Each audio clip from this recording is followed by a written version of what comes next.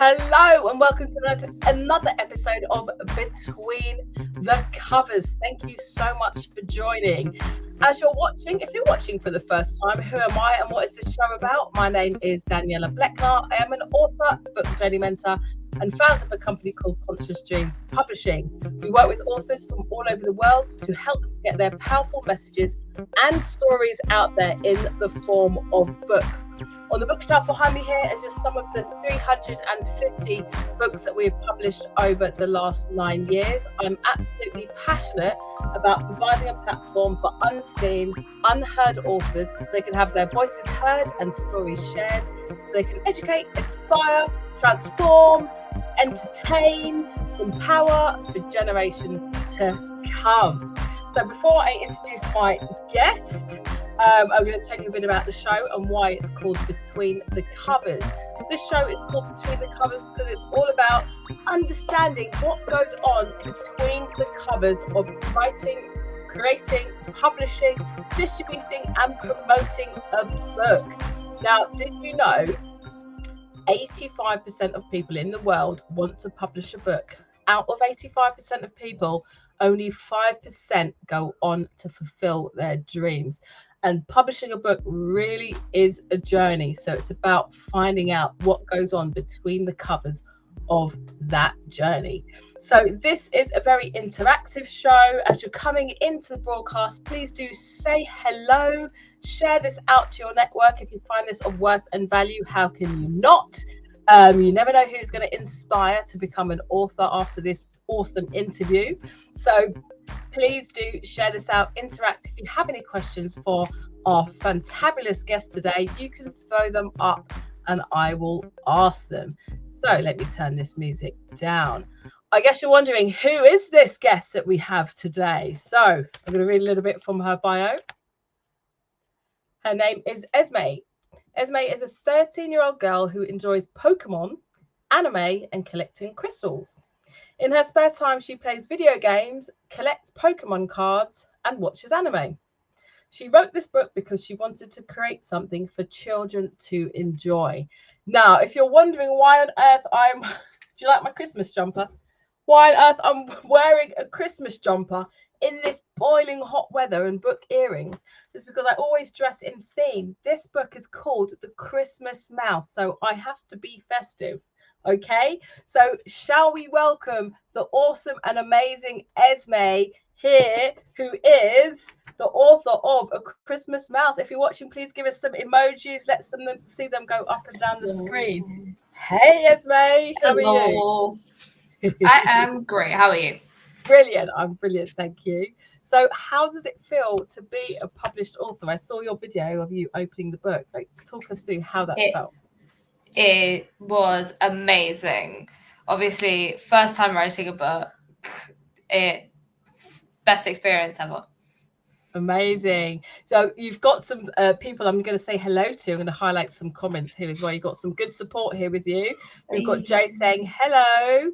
I'm so excited for her. Winsome, who's one of our children's authors, actually says hi, Danny. And Anna saying, looking forward to your interview with Esme. Brilliant. Okay, so let's talk about your writing. Obviously, I realized quite soon on that you really like writing. Is this something that you've always liked doing and enjoyed doing? Yeah, pretty much always liked doing this sort of thing. Yeah, and now you've got your own book, The Christmas Mouse. Yeah. Do you want to tell people who know nothing about The Christmas Mouse what it's about? Just a little snippet.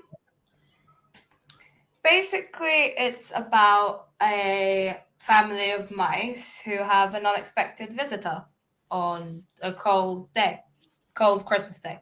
Brilliant. And listen, Esme's not going to tell you who this surprise visitor is because it's a surprise and you've got to buy the book. Okay, the book is available on Amazon and all good retailers, so you can get that after this interview. Wow, we've got some more comments here. Chanel saying, love this. We're tuned in, Esme. Well done, Chanel. Well done. Oh, bless. Jodie. Hey, Jodie. Georgina saying, go on, Esme. Look at this support. Esme, so proud of you. Love Nan. Oh. So we've spoken about like your writing career, and this is like the first of many books, right? Because I know you've got a few more in the pipeline. Yeah. You're not going to tell us very much about that though, because we've got to Nope. let the author give the author some time to. It's a work in progress. Do the work in progress, exactly. So what made you want to write this story, first of all? Well, I saw some of the other classmates thinking of writing sort of stuff, and I thought it would be amazing if, like, I made a little children's book just to, like, try out. And you did. You grabbed that laptop and you just wrote away. You've written about 3 books already, haven't you? So let's talk about the illustrations. So well, there's a lot to talk about, isn't there? We had the whole process. So you wrote the book and you did the illustrations inside. Look at some of these beautiful illustrations. Tell us how that process. Hold on, where's my? I've got quite a few favorites in here, but just look at how beautiful that is. So drawing, is that something that you love doing as well? Absolutely. Yeah. Drawing is a great passion of mine. So writing and drawing. So you are literally, it says written and illustrated by Esme. Obviously, you worked with our lovely illustrator Bryony to bring to life the cover. And that was great. How was that? Because remember, people who were watching, they would never have published a book before. So how did that go working with Bryony? How did it work? It was a very long process, but it was great working with her and all. I don't know. This was all of your vision, wasn't it? Because I was sitting in on the Zoom, and yep, with every little detail here, like what kind of colours do you want on the Christmas tree? What's the Christmas mouse doing? What does he look like? And it's completely your vision brought to life. Even the snow on the little window there, which I love. Beautiful. I think you might want to read a bit from your book. Am I right? Yes. Go on. Okay, let me find the page because it's in the middle of the book. There was a tree lit in the corner of the room, lit up by fairy lights, and a tray of warm milk and fresh cookies was set up on the table. All was sound in the mouse residence until the patter of feet could be heard. Do I have to read that part as well? Yeah, that's one of my favourite parts.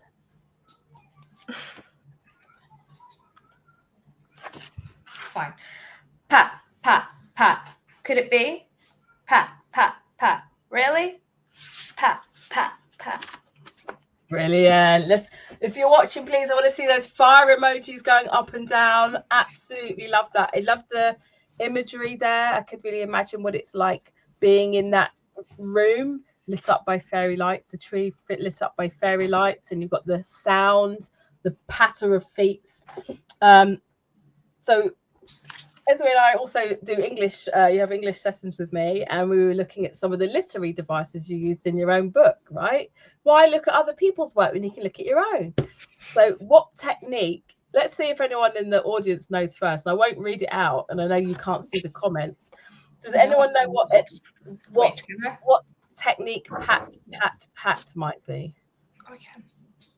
I know Esme knows. Oh, I can. We can see it. Okay. Well, tell us then before anyone answers. What technique is pat?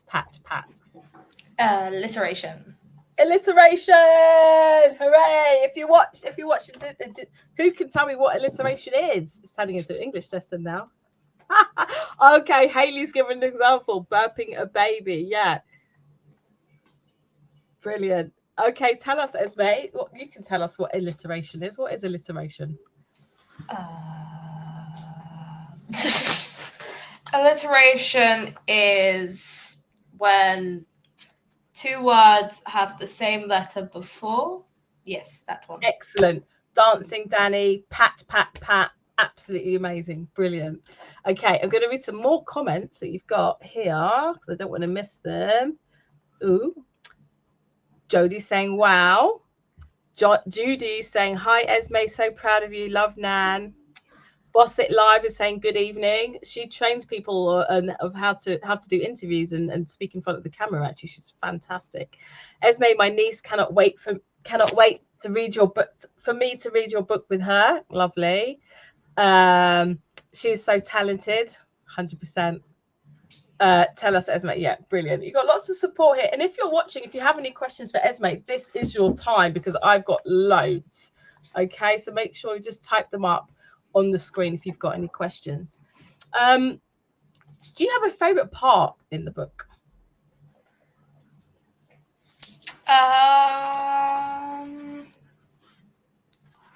Probably the ending. I Do love you that. love the ending? Yes, that part. It's lovely. What I love about your book is it's really creative and magical, and you use lots of description in there. And you know me, I love description, and I think that's not something everyone can not something everyone can do, and you do it really well. Winsome, who is a 2-time children's author, actually, her book came out on the 21st. Her book is somewhere in my room. Mimi the Complaining Cat, she says, love your book. I wanted to hear more. Well, Winsome from Canada, you can get online and get a copy of Esme's book. So we talked about how you felt when you saw your book finished and printed. Now, what was tricky or challenging for you whilst writing your book, or like the whole process? Because you did everything from beginning to end, didn't you? So what was a bit what did you find tricky? Waiting. Waiting is a hard part, isn't it? Yes. If you're an author, I know some of my authors are on, and like, you're not the first to say that. Who found waiting the most challenging part? Because there's a lot of it takes a long time. I think this one we started in January, Christmas. And then you did all actually before that, because you were doing all the illustrations, didn't you? Yeah. A lot of people, I think that they write a book and then the next day it's published. Yeah, exactly. So many people do come and they say, oh, I've written my book. Okay, when do you want to publish? A while. No. Do you know what? In the big companies like HarperCollins, do you know how long it takes sometimes? You won't, but it's a long time. A year and a half, some people are saying. Yeah. Honestly, it's insane. So go out there and do it yourself. Okay, here's some questions. Was it hard to come up with the characters? Not really for this book, because mice. Didn't really give these ones names. For your other book, actually, or your other books, because I know we've done some character work. Did you find it difficult to come up with characters? Because the other book is more based on real people and their friendships and everything else. Did you find that hard to come up with those characters? I had help. You had help? Yes. Can you share? Because it was difficult finding names that were unique and good names. Yeah, I remember I remember you asking, actually. Some of your friends and different ideas for names. Okay, you've got lots of comments here. My daughter Olivia just read your signed comment. She's super happy. Thank you. That's from Chanel. Oh, it's lovely. You're famous now. Okay, Red Oxtail's asking, what was easier? What was the easiest part? So the hardest part was waiting. What was the easiest part? I think probably doing the illustrations, my illustrations, not the front cover and stuff, the inside of the book. Because obviously I was basing it around a Christmas theme. So I already had a set idea of what I wanted to do for it. And I remember that when I was asking you, do you know where all the illustrations are going to go? So Esme sent me her manuscript. So that's her book in a Word document. And she knew exactly, she'd say image 1 here, image 2. And it was so easy to follow. Image 2 here, image 3 here. And it was just really clear. So thank you. That's a great vision. Okay, well, you got a lot. I'll stop asking questions because you've got lots coming up here. Anna, hi, says, why did you choose Christmas to set your book? Because it was Christmas. It was Christmas, wasn't it? Yeah. Well, that's the answer. It was Christmas time, wasn't it? What was easier, the writing or the illustrations then? Good question. I think the illustrations. Once you have the main set of the book and where you want it to go, the drawings can just pattern along with it. I like that. Pat along with it. So did you, when you write or when you think of a story, do you see it in pictures? Sometimes it just depends on the type of story. Yeah. Obviously, with this book, it was, sometimes. With some of my others, maybe. Not really. It's more story. The other ones are more story, aren't they? Yeah. Okay, well, I think you've got a very good visual eye. Yasmin says hello. Yasmin did have a podcast, didn't you? Set that back up, Yasmin. You can get Esme on. Jodie says, writing a book requires significant confidence. Were you confident initially? Great question, Jodie. So were you were you confident in the beginning? Hold on, it's lagged out. That's okay. But I would. Okay. So I'll repeat the question. You're back. Were you confident in the beginning? It requires a lot of confidence to write a book. So were you confident in the beginning? Yeah. I think when you get started is the most confidence. Midway through, it's like a little bit harder. But yeah. Yep. Brilliant. Okay. Oh wow. Jodie. Okay, shout out to the food tech teacher. What advice would you give me to start my cooking book? Go for it. I love that. Go for it. Nice and simple. Like Nike. Just do it, Jodie. Just do it. Judy says, can you sign my book for me? Of course. Yasmin says, my book took a year. That wasn't the manuscript that was preparing. That wasn't the manuscript that was preparing for publishing. Oh, wow. Yeah.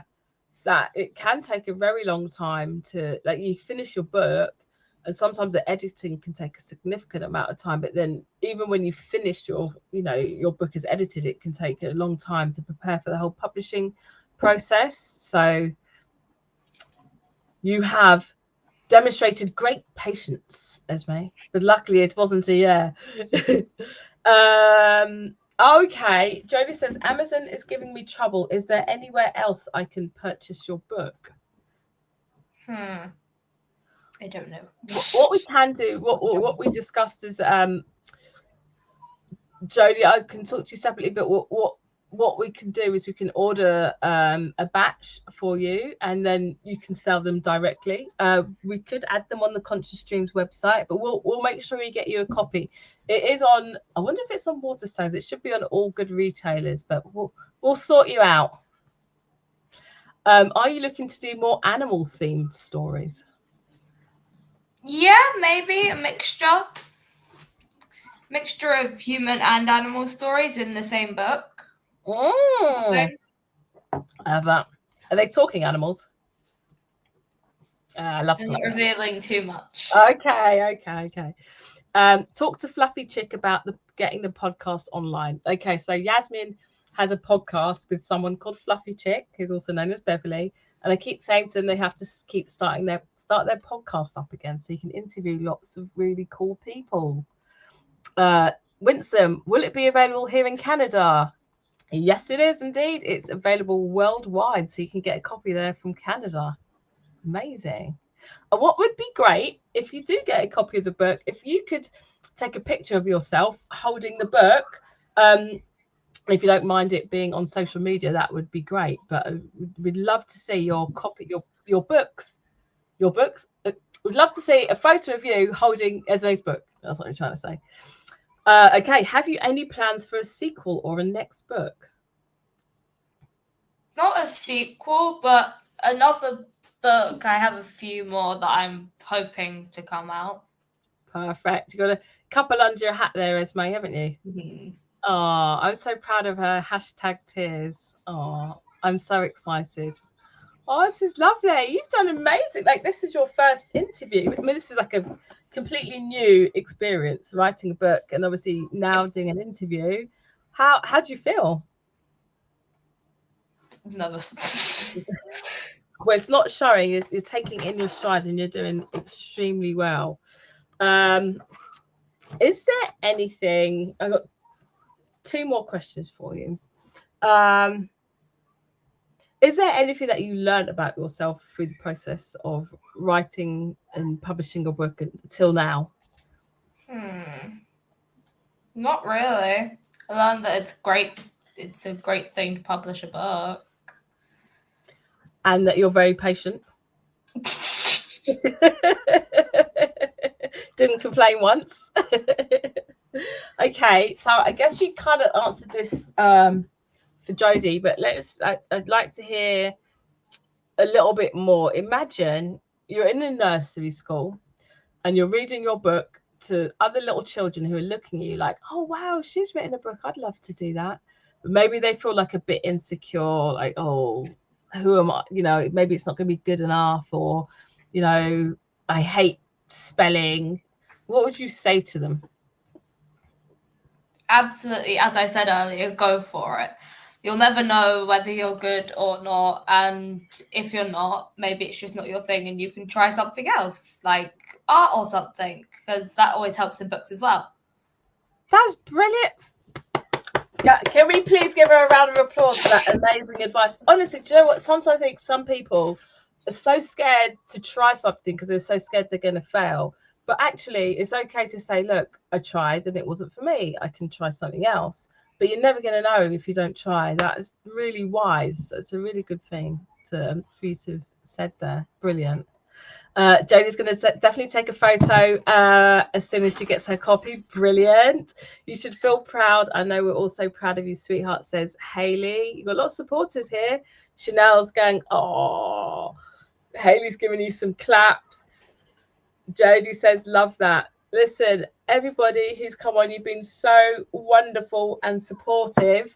Esme, I want to say from me to you that I am so proud of you. Like, I've seen you grow in confidence, but also like you have to be confident enough to start this. And you were very adamant, like, this is what I want to do. I want to write this book. And you just need that fire to keep going. And yeah, seeing you do this and actually have it in your hands and to be able to talk about it and even do this interview, I'd be so nervous at your age. So you have done an amazing job and you should be incredibly proud of yourself. Yeah, you've done so well. So thank you, everybody. It's gone fast, isn't it? Do you think you might do other interviews? Okay. So thank you, everybody, for coming on. You have been awesome and amazing. Jodie's saying she smiled all the way through and all of this. Anna's giving you some claps. Winsome saying congratulations, Esme. Fantastic. Please go out and buy the book. Amazing talent. There's going to be more coming from Esme very, very soon, I'm sure. Do tune in next Wednesday, 7 p.m. GMT, 2 p.m. EST. Look how big this book is, Esme.